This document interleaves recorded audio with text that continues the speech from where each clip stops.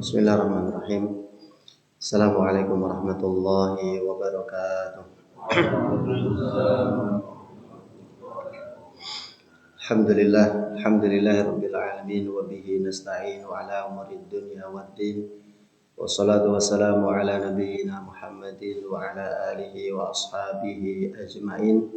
Allahumma ja'alil Qur'ana rabi'a qulubina wa nura sudurina wa dhahaba humumina wa humumina wa jalaa'a ahzanina wa sa'iqana ilal jannati bi rahmatika ya arhamar rahimin. Allahumma 'allimna ma yanfa'una wanfa' bima 'allamtana wa zidna ilman amin amin ya rabbal alamin. Amma ba'du. Ya ayyuhalladzina amanu taqullaha haqqa tuqatih wa la tamutunna illa wa antum muslimun. Hadirin jemaah hafizakumullah. Alhamdulillahirabbil alamin.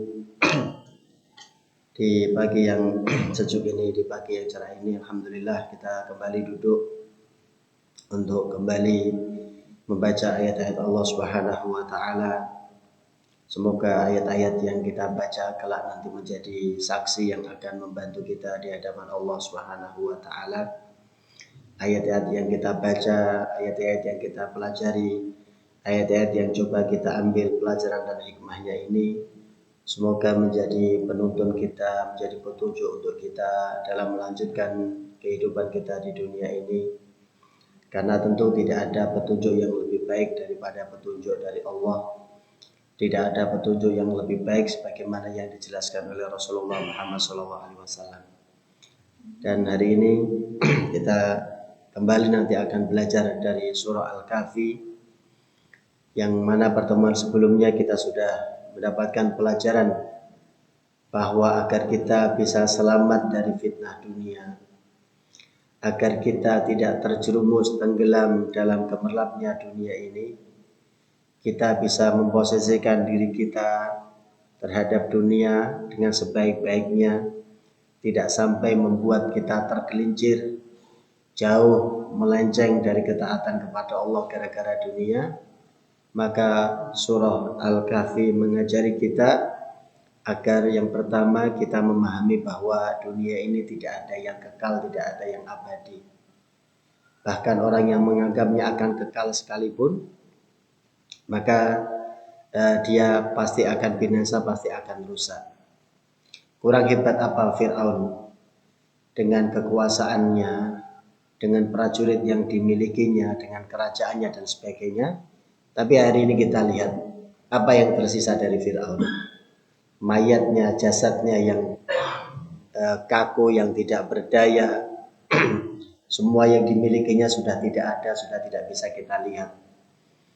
Kurang hebat apa Qarun dengan semua harta yang Allah karuniakan kepadanya, tapi yang hari ini kita lihat cuma sebutan namanya saja. Orangnya kita tidak tahu, hartanya sebanyak apa kita tidak pernah tahu. Hanya namanya saja yang digunakan untuk menyebut harta yang ditemukan orang sebagai harta karun. Semua hilang, semua sudah binasa, semua sudah Allah lenyapkan ketika mereka tidak taat kepada Allah, mereka ingkar kepada Allah. Yang tersisa hanya mereka dijadikan pelajaran untuk orang-orang setelahnya agar nasibnya tidak seperti mereka. Orang yang terbius, orang yang tergoda dengan kekuasaan, orang yang tergoda dengan harta dunia, kemudian lupa, lalai dari beribadah kepada Allah. Tentu yang kita miliki, tentu yang Allah anugerahkan kepada kita tidak sebanyak Fir'aun, tidak sebanyak Qarun. Jadi jangan sampai pola kita, perilaku kita, kekufuran kita melebihi mereka. Jangan sampai. Jadi kalau yang Allah titipkan kepada kita tidak seberapa ini, jangan sampai ingkarnya kita melebihi mereka, orang-orang yang sudah Allah binasakan ini. Maka Al-Kahfi mengajari, wadrib lahum mathalal hayatid dunya.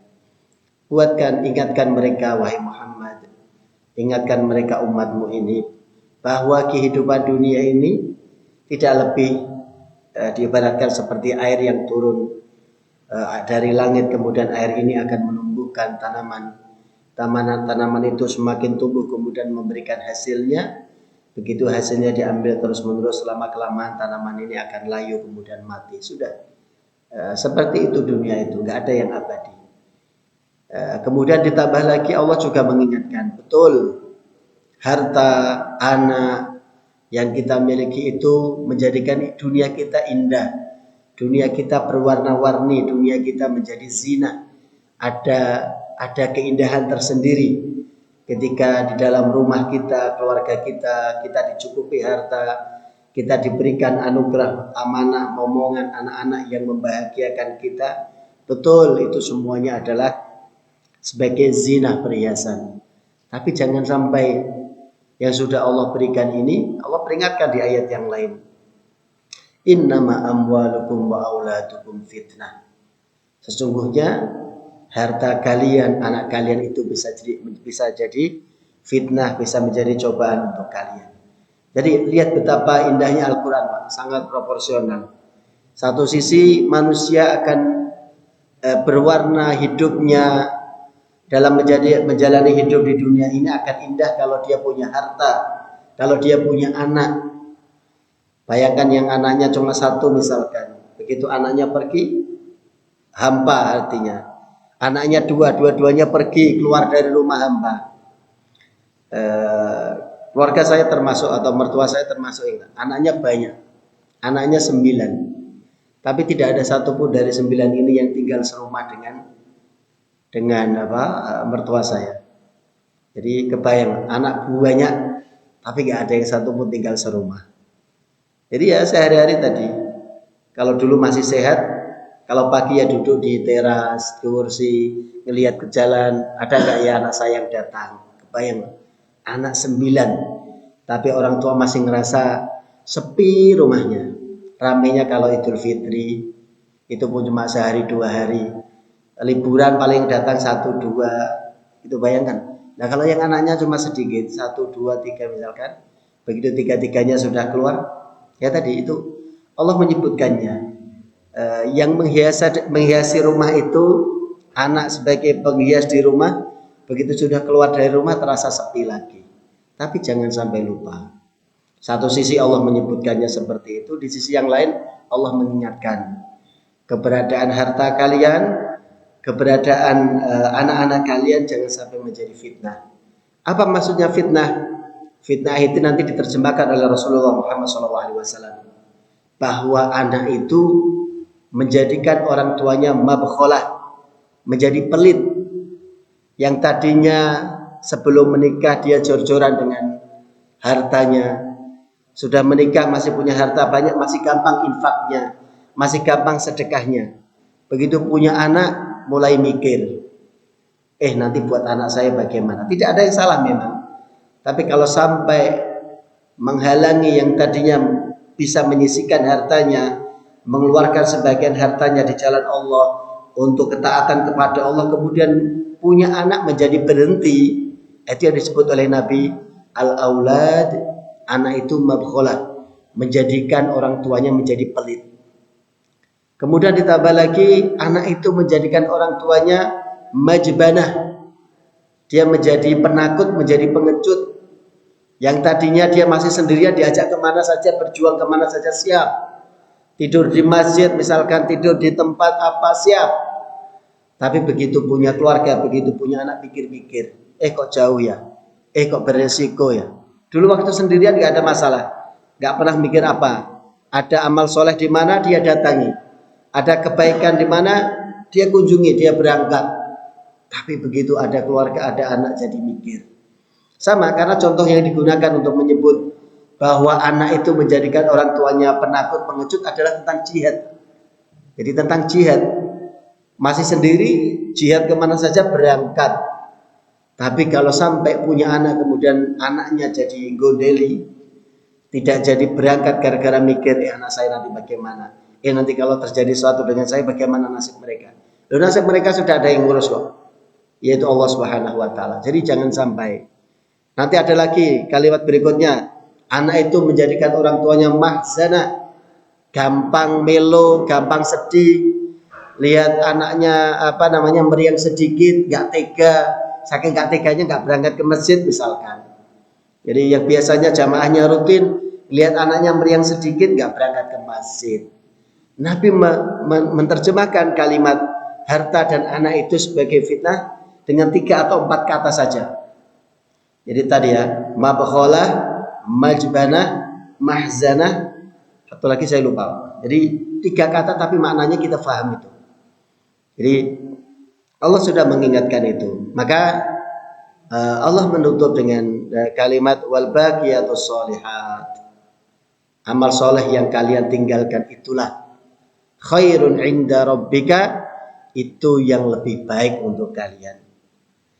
Thawaban, nanti akan mendatangkan pahala kebaikan untuk kalian, wa khairun amala, dan menjadi harapan terbaik di sisi Allah. Jadi harapan terbaik kita di sisi Allah nanti agar kita selamat di sisi Allah, bukan dari harta kita, bukan dari anak kita, tapi amal yang sudah kita upayakan sendiri, amal yang sudah kita kerjakan sendiri. Betul, kita mendengar hadis Nabi, kalau ada orang yang meninggal, manusia yang meninggal, semua amalnya terputus kecuali 3, dan di antara 3 itu adalah anak yang soleh. Betul itu. Tapi lihat, Allah mengajarinya, sudah kamu berbuat untuk dirimu sendiri saja. Jangan menggantungkan dari anakmu bahkan. Jangan menunggu pahala dari anakmu. Siapkan untuk dirimu sendiri, kasihani dirimu sendiri. Makanya kan kita ajari kemarin. Kalau kita punya hari ini kita dititipi Allah harta, segera gunakan harta itu untuk bekal kita nanti di akhirat. Jangan tinggalkan semuanya untuk warisan. Jangan gunakan semuanya nanti untuk warisan anak-anak kita.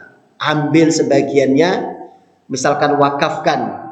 Begitu wakaf itu nanti produktif, digunakan untuk kebaikan terus, kita sudah meninggal dikuburkan di tanah, pahalanya akan terkirim terus. Bukankah itu apa bahasanya kita hari ini? Passive income. Jadi kitanya sudah mati, kitanya sudah dikubur, tapi pahala kebaikan itu terus tersalur. Jadi kalau kita pintar, kita cerdas, tentu begitu. Harusnya kita begitu. Kita mikir diri kita sendiri dulu. Nanti saya bakal mati. Nanti saya bakal sendirian di alam kubur, nggak ada yang mau menemani. Nanti saya bakal sendirian di hadapan Allah, ditanya di hadapan Allah. Saya pengen mencari penyelamat yang nanti bisa membantu saya di kubur, di alam kubur, yang bisa membantu saya nanti menjawab pertanyaan-pertanyaan di hadapan Allah. Maka segera kita pilih.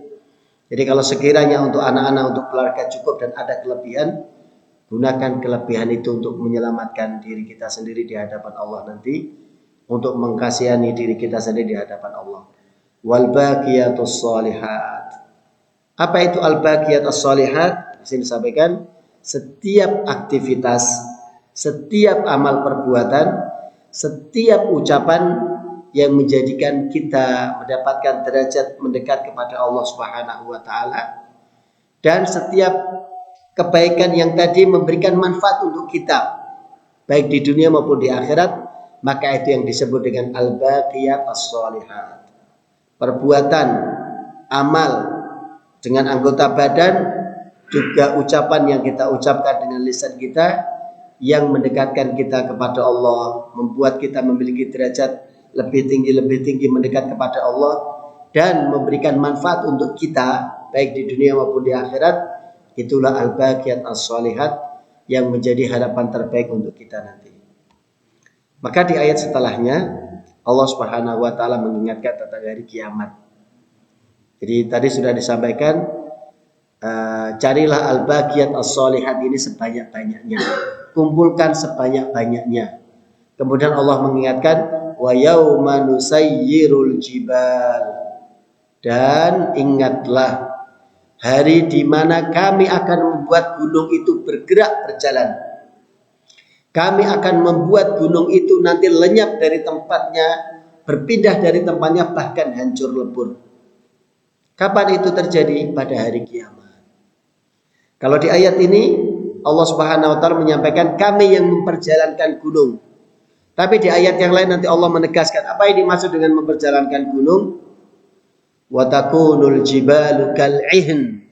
Hari di mana ketika gunung nanti dicabut oleh Allah Subhanahu wa taala, kemudian gunung itu akan hancur lebur, ia akan berhamburan seperti bulu yang berhamburan. Atau di ayat yang kita hafal surah Al-Qaryah, wa takunul jibalu kal'ihnil manfush. Gunung-gunung nanti akan dicabut oleh Allah Subhanahu wa taala, kemudian dihancurkan sehancur-hancurnya, dia akan berhamburan layaknya kapas bulu yang dihambur-hamburkan ke udara. Ingatlah hari itu dan pasti akan terjadi. Maka ketika hari itu terjadi, tidak ada lagi yang bisa bermanfaat, tidak ada lagi yang bisa menyelamatkan kita kecuali al-baqiyat as-shalihat tadi, yang akan memberikan manfaat untuk kita nanti. Wataral arda barizah. Dan di hari itu kalian akan menyaksikan, akan melihat bumi ini dihamparkan sampai semuanya tampak.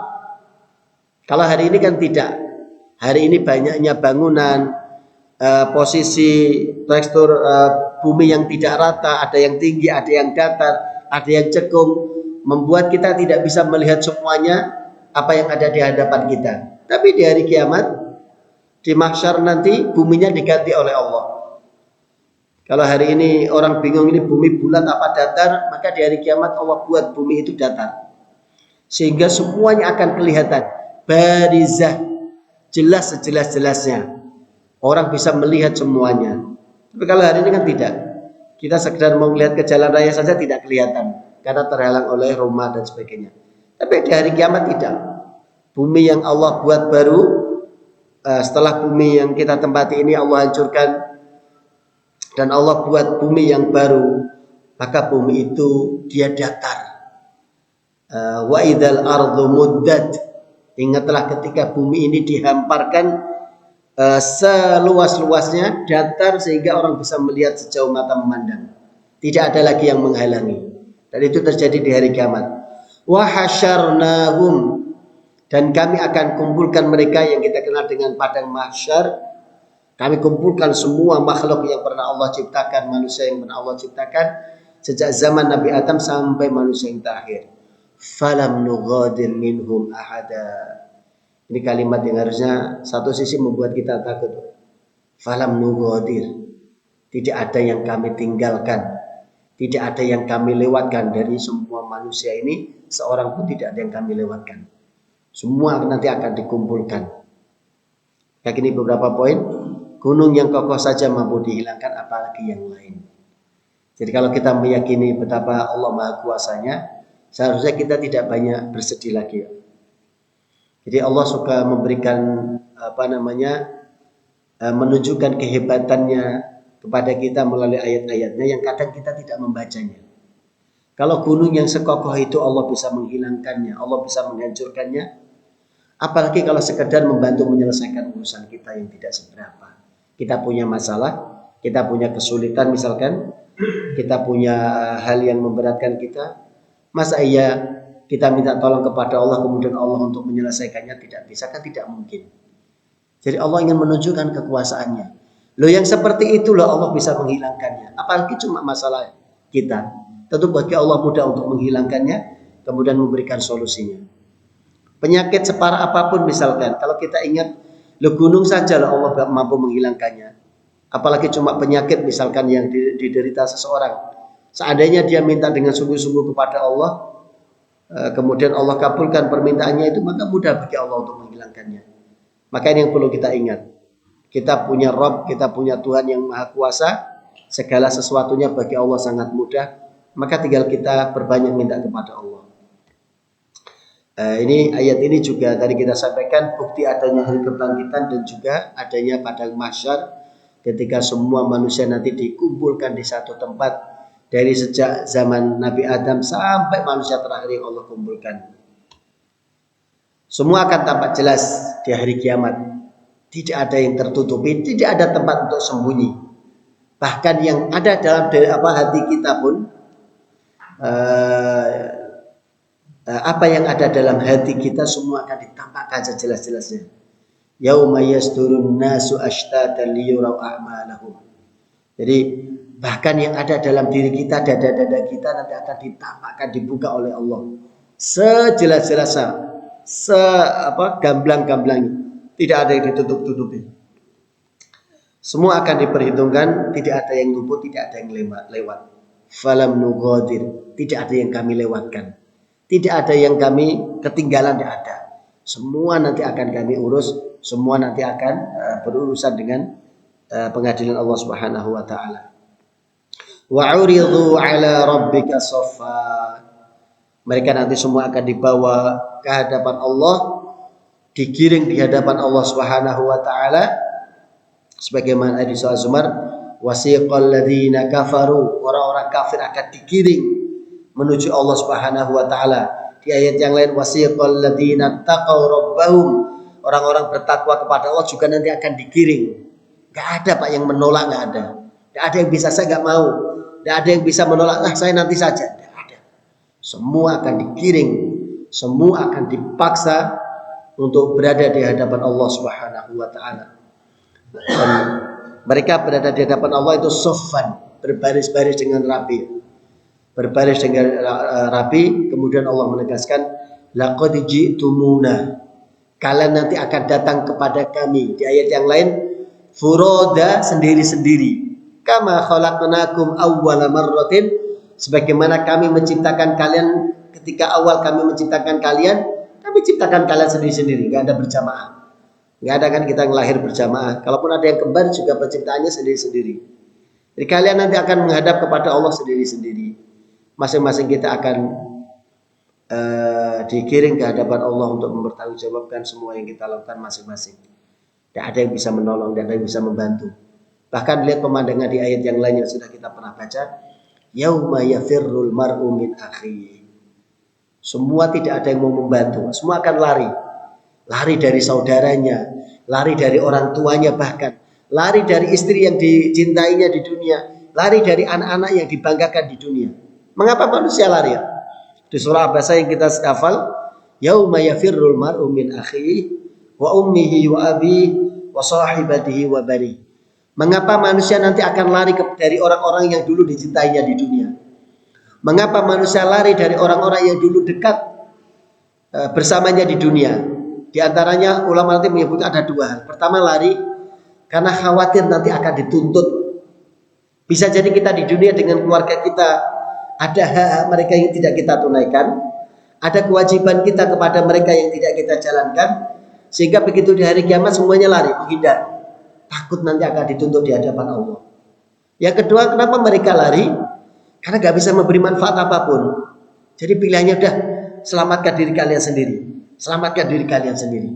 Bahkan para nabi, bahkan para rasul sekalipun, begitu nanti di akhirat di padang mahsyar, nabi yang dimintai tolong dulu yang menjadi pemimpin umat manusia, mereka akan mengatakan, kalian datang saja ke nabi yang lain. Nafsi, nafsi. Aku urus diriku sendiri, kalian urus diri kalian sendiri. Bayangkan, bahkan para nabi, bahkan para rasul, mulai dari Nabi Adam, Nabi Nuh, Nabi Ibrahim, Nabi Musa, Nabi Isa, semua akan didatangi umatnya. Tidak ada yang bisa menolong. Semua mengatakan nafsi, nafsi. Tidak ada, saya ngurus diriku sendiri, kalian ngurus diri kalian sendiri. Datang aja ke Nabi yang lain. Sampai nanti semua manusia datang kepada Nabi Muhammad SAW, baru Nabi Muhammad bisa memberikan pertolongan. Jadi kebayang suasananya, tidak ada yang bisa menolong kita. Laqad ji'tumuna, kalian akan datang kepada kami sendirian. Kama khalaqnakum awwala marrah. Bal za'antum allan naj'ala lakum mau'ida. Bahkan kalian mengira nanti kalian tidak akan melihat hari ini, yaitu hari kiamat nanti. Tidak, itu semua akan terjadi. Jadi semua manusia tidak berdaya pada hari kiamat. Semua digiring kemana mereka akan mengikut. Tidak bisa membantah, tidak bisa menolak, tidak bisa bersembunyi. tidak bisa sama sekali. Kemudian semua akan dibawa ke hadapan Allah sendiri-sendiri, sebagaimana dulu diciptakan pertama kali juga sendiri-sendiri. Satu slide lagi. Ini yang juga menjadi peringatan untuk kita semuanya. Sudah semuanya nanti mempertanggungjawabkan sendiri-sendiri. Begitu masing-masing nanti menerima catatan amalnya. Ada yang menerima catatan amalnya dari tangan kanan, dari arah kanan. Ada yang menerima buku catatan amalnya dari arah kiri, dari tangan kiri, bahkan dari arah belakang punggungnya. Begitu catatan amal itu dibuka, wa wudhi'al kitab. Begitu buku catatan amal itu diletakkan, diberikan kepada masing-masing, fataral mujrimina musyfiqin. Maka orang-orang yang banyak berbuat jahat di dunia, musyfiqin, mereka ketakutan.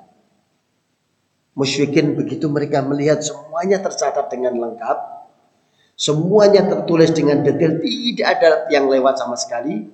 Musyfiqina mimma fihi, mereka ketakutan. Mereka ketakutan pakai kata asfaqa. Asfaqa ini takutnya bukan sekedar takut biasa, takut kemudian merasa masih tetap di situ. Kan kadang orang merasa takut tapi dia tidak kemana-mana kan? Takut tapi tetap di situ. Tapi kalau sudah asfaqa, enggak. Dan dia nggak berdaya, nggak berkutik sama sekali. Wa yaqulun, dan orang-orang jahat di dunia ini nanti mereka akan mengatakan, ya wailatana, aduhai celaka kita ini, aduhai celaka diri ini. Ma li hadzal kitab, buku apa ini? Kitab apa ini? La yughadiru shaghiratan wala kabiratan, yang tidak melewatkan perilaku-perilaku yang kecil, wala kabiratan, dan tidak melewatkan dari mencatat yang besar-besar, illa ahsa, kecuali semuanya tertuang di situ, semuanya dicantumkan di situ.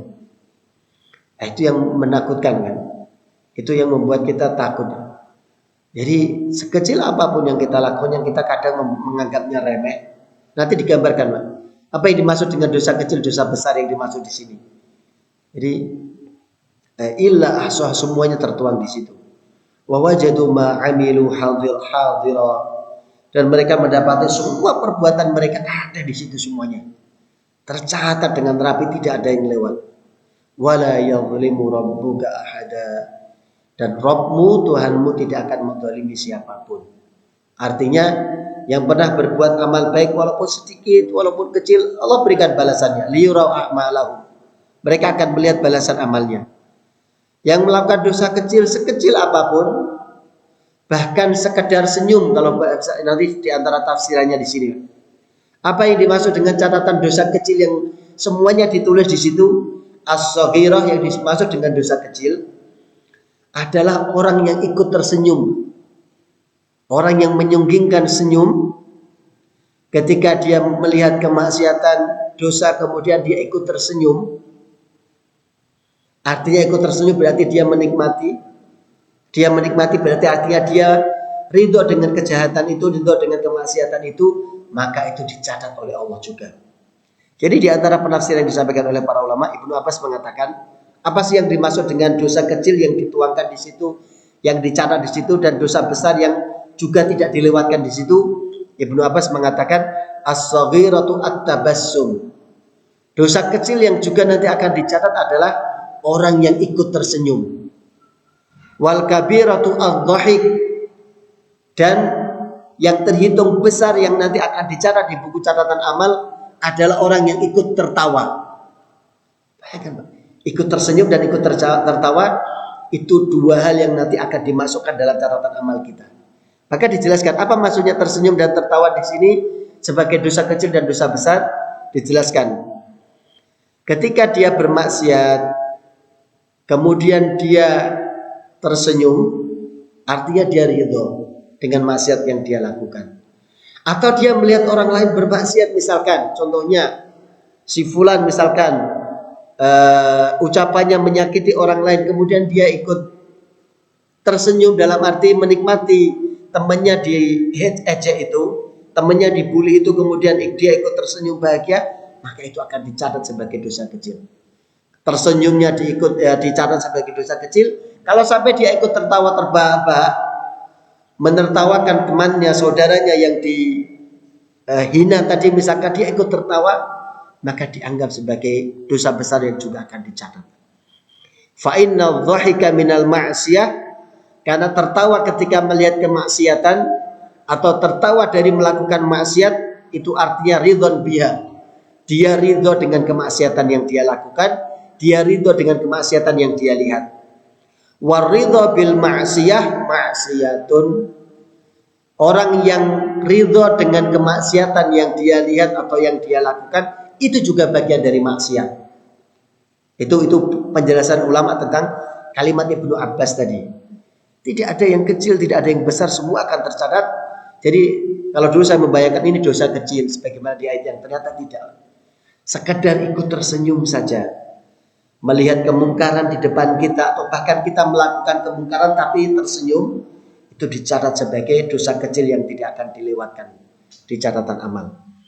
Kok sampai tertawa, orang maksiat tapi masih bisa tertawa, melihat kemaksiatan tapi masih bisa tertawa, maka dicatat sebagai dosa besar yang akan tertuang dalam buku catatan amal kita.